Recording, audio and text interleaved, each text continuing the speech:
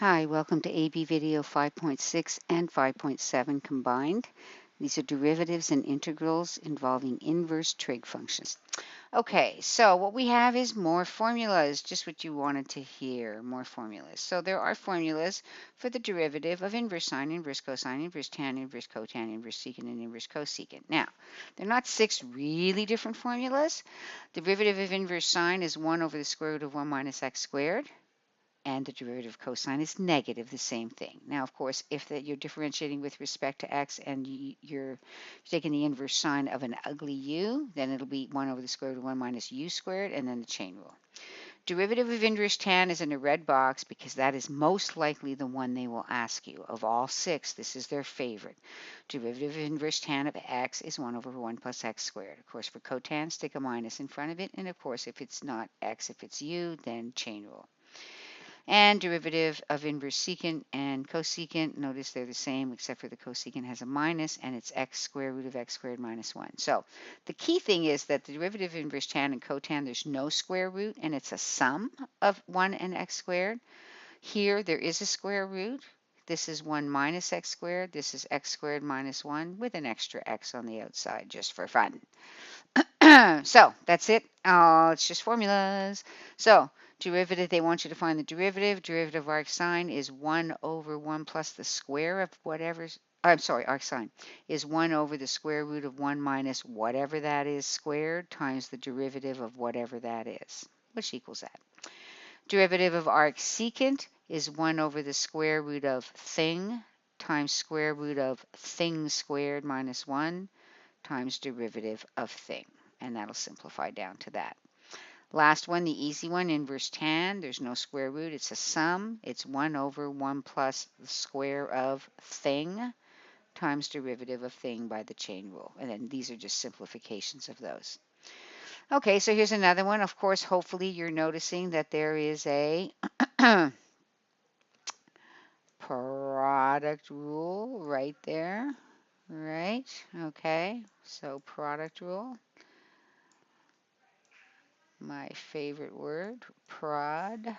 Okay, so we're going to take the first factor times the derivative of the second factor, which is the arctan of an ugly, 1 over 1 plus ugly squared times derivative of ugly, minus arctan 2x times the derivative of x, which is 1, minus a quarter, derivative of ln of a thing is 1 over the thing times derivative of the thing. And then you simplify, and isn't that pretty?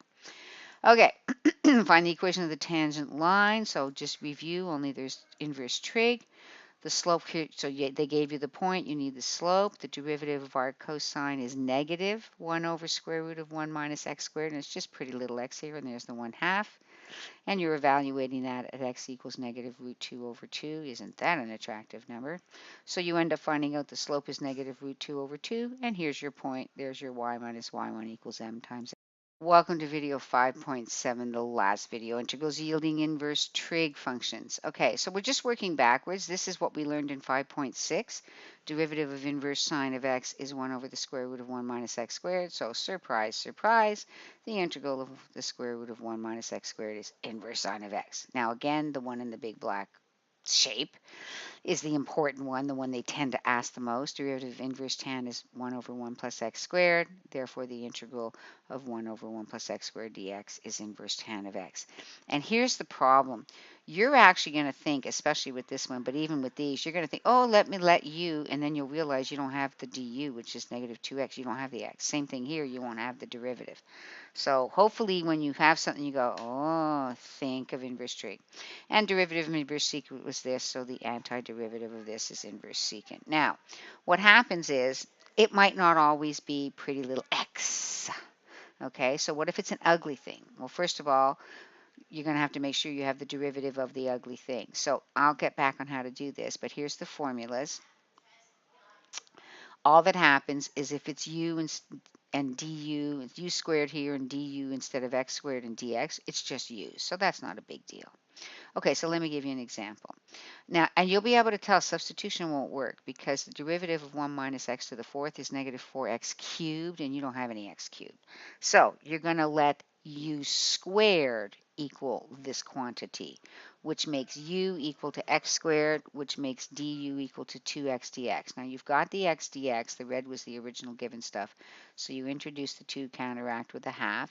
You now have 1/2 the integral of, this is du, this is the square root of 1 minus u squared, and of course that's just 1/2 inverse sine of u, and then change the u back to x squared.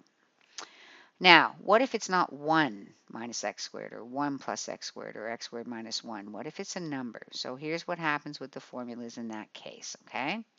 And you might think, oh, she's missing a 1 over a here. There is no 1 over a here for inverse sine. Sorry. Okay, so what happens if it's a squared here? Instead of inverse sine of just x, it's inverse sine of x over a with the square root of whatever a squared is.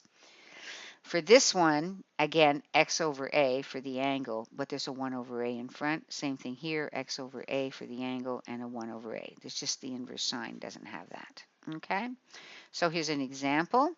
So you're going to let your u squared equals x squared, so your u is x, your du is dx, and your a squared is 9, which means your a is 3. So it's 1/3 inverse tan of your x over your a, which is x over 3 plus c. Here's another one.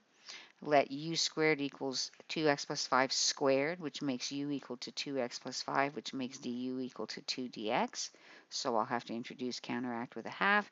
Let a squared equal 16, which makes a equal to 4.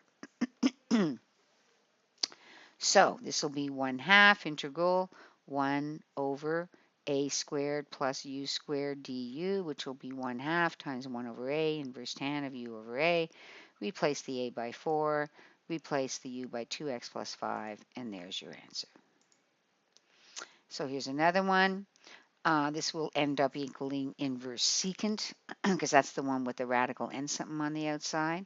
So what happens is your a squared is your 25, so your a is 5. Your u squared is x to the 6, so your u is x cubed, so your du is 3x squared dx, which we happen to have the x squared dx.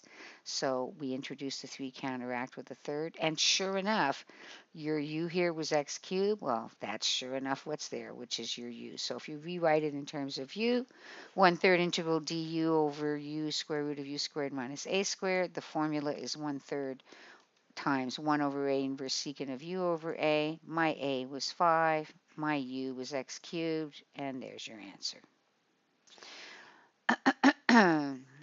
Okay, this is difficult. Will they give you this one? Highly unlikely. It's always possible. Okay, so you know how this formula, 1 over a squared plus u squared du is 1 over a inverse tan of u over a. So here's what happens. This is not a square plus the square of something. So what we do is we complete the square. So you have x squared plus 4x, and you have the plus 13. I'm purposely going to complete the square for these first two terms. Half of 4 is 2, 2 squared is 4. So I add 4 here and subtract 4 from the other one, because this is not an equation. I'm not doing the same thing to each side of an equation. So this becomes x plus 2 squared, 13 minus 4 becomes 9, and now you're all set. Your u squared is x plus 2 squared, your u is x plus 2, your du is dx, your a squared is 9, your a is 3. The formula is 1 over a, which in this case is 1/3, inverse tan of u over a, which is x plus 2 over 3.